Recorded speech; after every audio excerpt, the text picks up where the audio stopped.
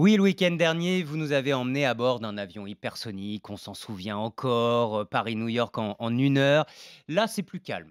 Aujourd'hui, le ballon dirigeable, mais on le croyait mort et enterré, mais pas du tout. Il est en train de faire son grand retour, assez inattendu. Et si c'était le moyen de transport du futur, ce ballon dirigeable? Bah ouais, c'est un projet que je qualifierais de rétro-futuriste. Mais oui, le bon vieux Zeppelin, le ballon dirigeable, fait son comeback. En tout cas, c'est l'objectif d'une start-up française qui s'appelle Flying Whales, les baleines volantes. Ils Oui. ont un projet incroyable, ce qu'on pourrait appeler un paquebot désert. C'est un dirigeable gigantesque, grand comme le Stade de France, et qui permettrait de faire plein de choses. Ils imaginent par exemple un hôpital volant. C'est-à-dire qu'on pourrait embarquer dans ce dirigeable un bloc de 90 mètres de long avec du matériel médical, des réserves d'eau, un groupe électrogène, et on pourrait le transporter là où on en a besoin. Par exemple, après une catastrophe naturelle, on vient se poser près d'une zone sinistrée, et puis voilà, on soigne les gens et on rembarque l'hôpital à la fin.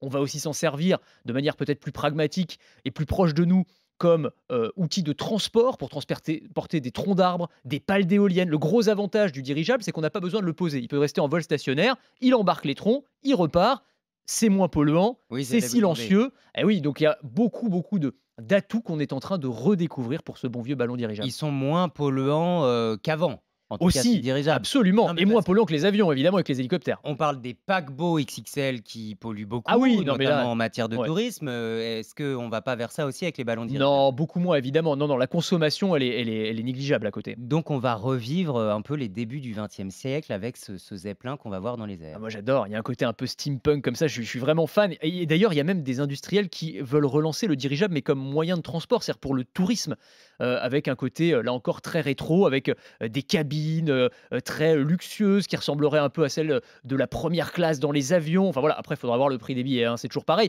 Mais c'est intéressant parce qu'ils jouent à la fois sur la carte de la nostalgie et sur la carte de l'écologie. Il y a tout ce mouvement flight shame, comme on dit, le fait d'avoir honte de prendre l'avion. C'est une alternative intéressante, beaucoup, beaucoup plus lente évidemment, mais sur les vols courts courriers, par exemple, pour, à l'intérieur d'un pays, faire des courtes distances, eh bien, ça peut être une alternative assez intéressante. Et puis, c'est vrai qu'on a ces images des catastrophes aériennes, le Hindenburg dans les années 30, hein.